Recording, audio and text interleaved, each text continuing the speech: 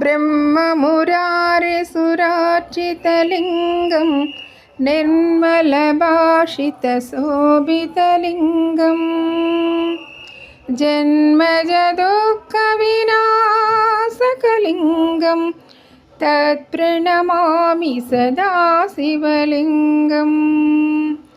देवमुनिप्रवरार्चितलिङ्गं